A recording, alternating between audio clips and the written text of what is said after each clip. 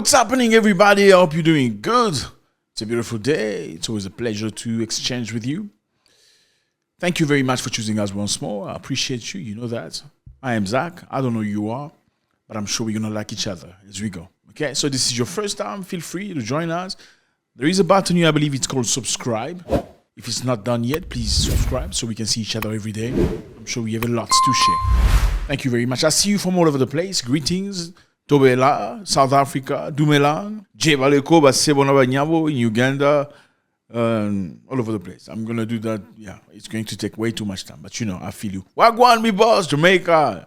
Under the blood, me say me under the blood. Under the blood, me say me under the blood. Jesus cover me under the blood.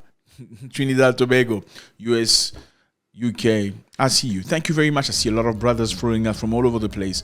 From all over the world, from the diaspora, Africans, African Americans, Caribbeans, we are one people. So, fellas, I think there are some things we need to clarify, okay? They're very important subjects. I was going to YouTube, I saw some videos that were very intriguing, and I think there are many questions that people need to understand. We have many issues as black people. Okay? Black people are not limited in America. I know in America, when you say black people, you're talking about African Americans. Africans themselves are black people too. So, when we refer to Africans, continents, we are black people also. We are the same people. Whatever the side of the history you want to put yourself. And I know many people have been complaining about certain things. You know, there are many stories being going across about how Africans perceive African Americans and Caribbeans, and how African Americans perceive African vice versa. I just want to tell you that this is not true. Okay, I don't know what you heard before. Heard stories saying Africans are not nice. They perceive you as lazy. Yeah, that's some of the word I heard.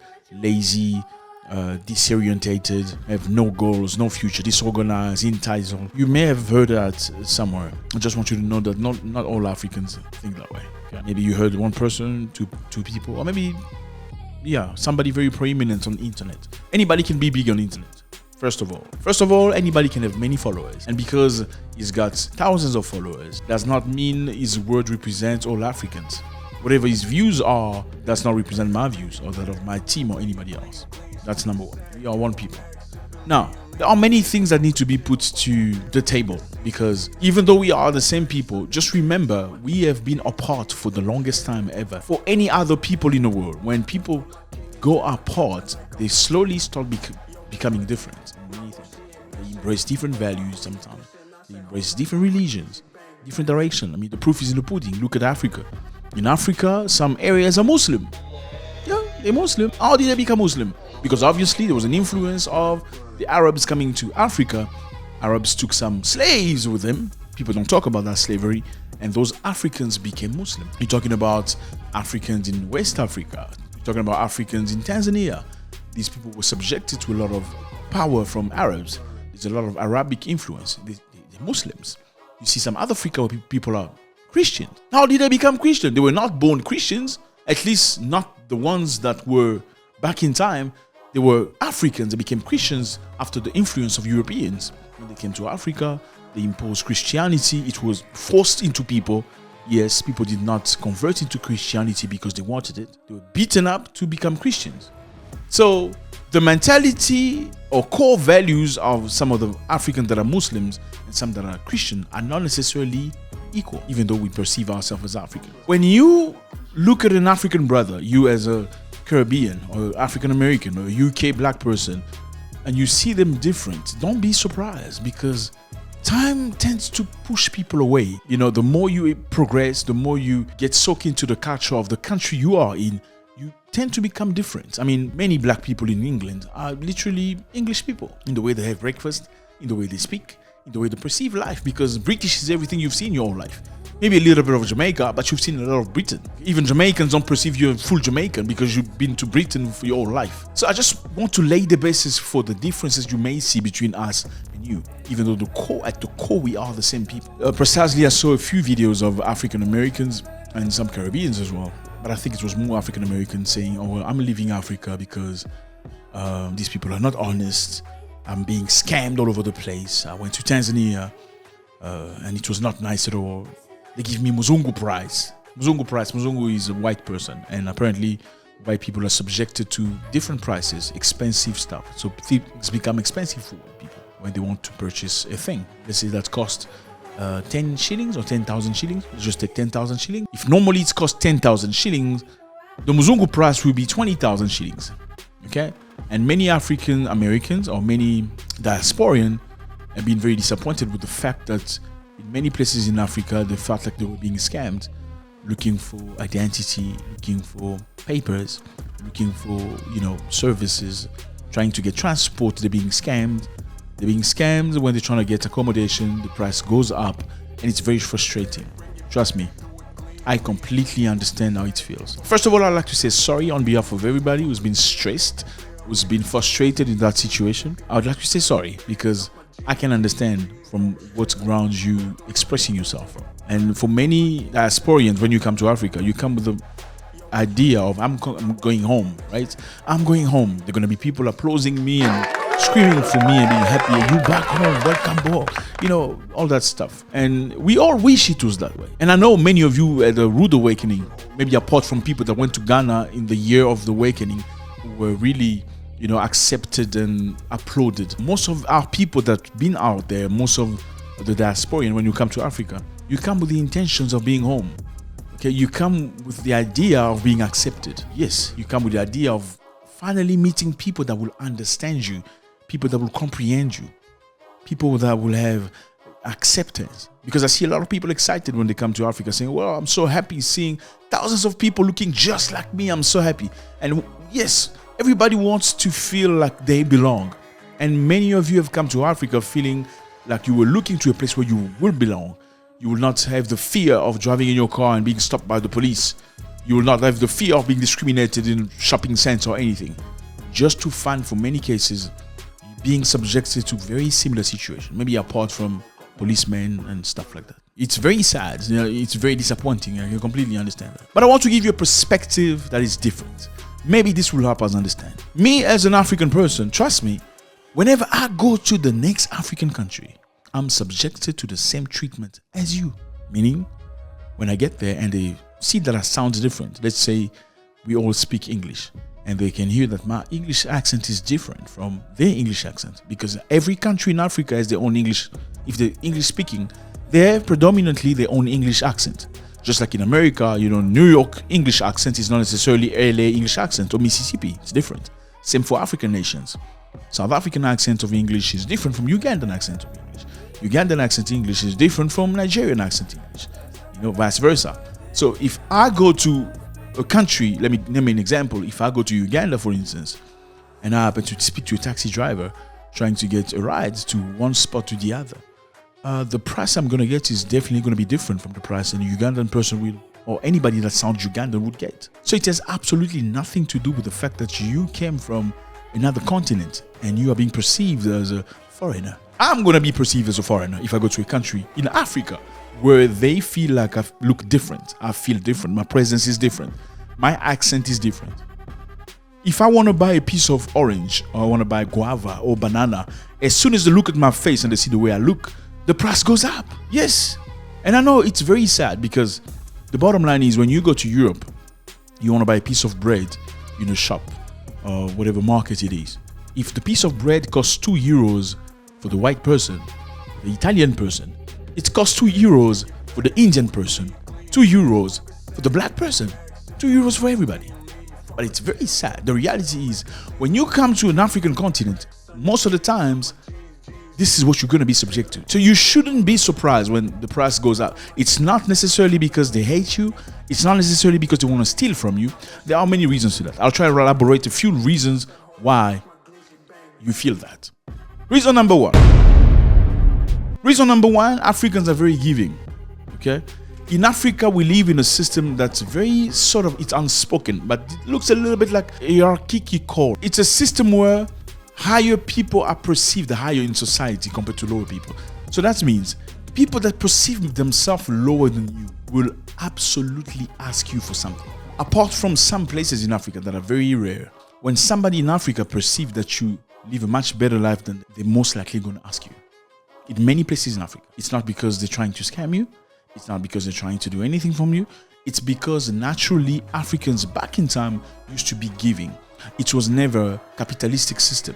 So people were living with love, meaning there was never, this is my things. It was our things. So whoever was doing great was not just doing great for himself. Whoever was doing good in life, whoever was doing great in whatever they were doing, was sharing with everybody else. So genetically, this is something we've kept, even though we have rebuked many things out of the culture in general. Listen, Africa is massive. There's no such thing as the African culture. It doesn't exist. Africa has 54 different countries, and each country very slowly after colonization had developed its own system, its own mindset, its own ways, even though we still kept many things that are very similar. Perhaps, let me say, paying dowries. Dowries is when you go marry a girl. In some places they call it the bride price. When you want to go marry a girl, you need to take money with you. You need to take gift to the family of the woman. In Africa, you cannot just get a woman and say, okay, come baby, let's go live together and make babies. You need to come honestly. You need to come and open doors. You need to bring your family, your uncles. You need to go ask for her hand officially. There's no such thing as me and my boyfriend live together. Yes, people do it, in very funny, slippery ways. They will go and hide and do it. But officially, if it's a respectable family that has kept the culture, they cannot accept that. You need to come officially and ask for the hand of the girl. And you give whatever you have to give. Sometimes it's money, sometimes it's cows, but you need to provide something. And it's not buying the woman. It's for the recognition of the work, the tremendous work the family has done with this lady, making her whoever she's become. And that gives value to the marriage. So we have many things in common. The first reason why people ask you is because in Africa, generally, people were used to live in community. It was sharing. It was the spirit of sharing. It was never because they wanted to take advantage of you. The second reason why people ask you, so you need to keep in mind that in Africa, they were never like, this is my food, that is your food. These things have come very recently. I can give you a very simple example. In Africa, back in time, people used to sit together and share in one plate. So the food was in one plate and everybody took from the plate. White people and Europeans brought the mentality of each one with its plate. Yes, you with your plate, you serve yourself. That came with colonization. Before that, everybody ate in one plate. It was everybody's food. So you have a big plate. Obviously, people were clean. You're going to wash your hands and you're going to eat, focus on your side. The difference today is people take their own plate. They go to the big table. What do? When there's fish or there's meat, they're going to choose the biggest piece of meat for themselves and leave the little one for other people. But in time, it wasn't like that. Okay. So that's one of the main reasons why Africans ask. They ask not because you're special, not because you're American or because you're Caribbean. They ask me because I look good. They ask my friend because he looks like a standout, like he's standing strong. They will ask you because they're going through difficult time and they think you're doing better than them. It has nothing to do with begging. Obviously, I need to clarify that culture very slowly has disappeared. The culture of eating together very slowly disappeared. Only very little pouches of Africa you will find today people eating together. Like if you go to Muslim countries, if you go to West Africa, you will find people sitting on the ground and eating together in big plates because that was the way they were. And the good thing about that was when you sit down with your brothers to eat, even if you have issues with them, even if you're not getting along, by the time you sit with them to eat around the same plate, sharing the same food, you are forced to find a solution to whatever issue you have with this brother. There's no, this is my stuff. Don't touch my things. It was our stuff. It was our child. The child was never one person's child. The child was the village's child. So everybody could reprimand the child. Don't do this. Don't touch that. Don't eat this without the parents getting upset or aggravated about it. That was Africa. Today, you can't do that anymore. Today, you can barely look at a child and go, oh, you're cute. But that was the norm. Whenever an African person saw another African child, they would go, oh, he's so cute. Today, people become very, The other reason why people ask you, and maybe the price rises, is because Africa doesn't have the concept of Christmas and New Year's Eve, During New Year's Eve, wherever you live, whether it's Europe or USA, prices of things most of the time go up. Have you ever tried to book a flight, during New Year's? Of course, the price. It goes up, right? It's the same concept. Now, Africans' New Year's is not during Christmas and stuff. For many African New Year's and whatever that is, it's whenever they see somebody that's bigger than them. Oh, that's my opportunity to make some money. It's not going to hurt him because anyway, he's doing great in life. He's doing much better than me. They don't perceive it as hurting you. It doesn't come from the core of their heart. Because this happens to me as well. It's not just you. It happens to the Ugandan person who's doing great in Uganda. It happens to the Kenyan person who's doing good in Kenya, going to a messed up neighborhood. It happens to anybody that comes from one African nation to the other. They're going to try to not scam you. They're going to try, the price is going to go up. Now, what you do is what you need to tell them. This is not the price. Okay? I know this is not the price. What is the real price? You will see them drop the price. It has nothing to do with morality. I know, if you look at it from a perspective of a white man, you say it's not moral. But from a perspective, you must remember, we don't have the same story. We don't have the same history. I know I've been very passionate about this subject. When you come to Africa, I know you come wanting and expecting to be accepted, be understood. Don't forget that many years of separation have driven us apart. Now, it's our responsibility to be patient with one another. Understand that my brother right here is still my brother genetically.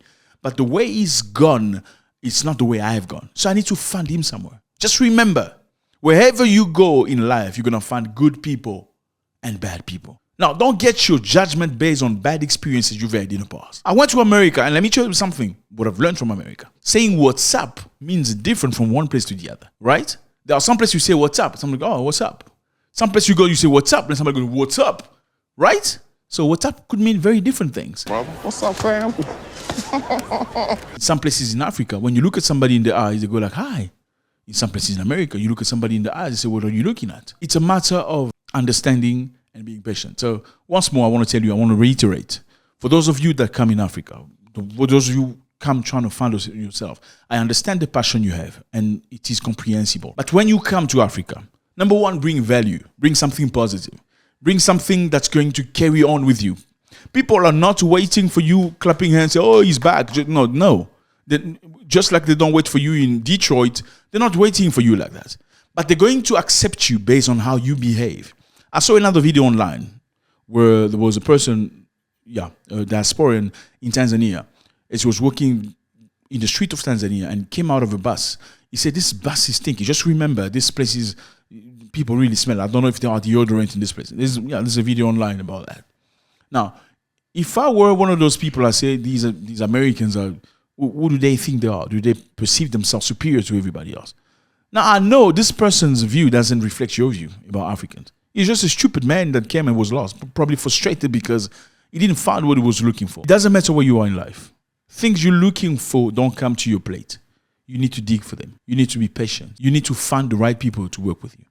Even within your own community, not everybody's a good person. You know that. So find the people that reflect who you truly are. You're going to find them wherever you're looking for. They are there. And one more thing that's very important that you need to understand.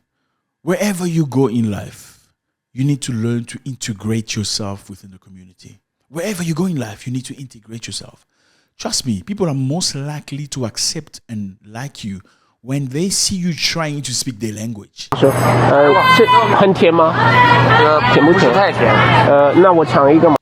Even if you're struggling, they go like, oh, you're trying, oh. It's very easy to say people are xenophobic. It's very hard to see people like xenophobic when you're speaking the language and you're not doing anything wrong. Okay? Hear me right. You're not doing anything wrong. And you're trying to speak the language. They're most likely going to try to help you out because you're not doing anything wrong. When you go to a place and you think you know better, there are ways to express yourself. You can't say, oh, this is dirty. How do you live like animals? I mean, come on. No, you don't do that. Even if you think you know better, there's loving way to express yourself. Okay, I see how you do it.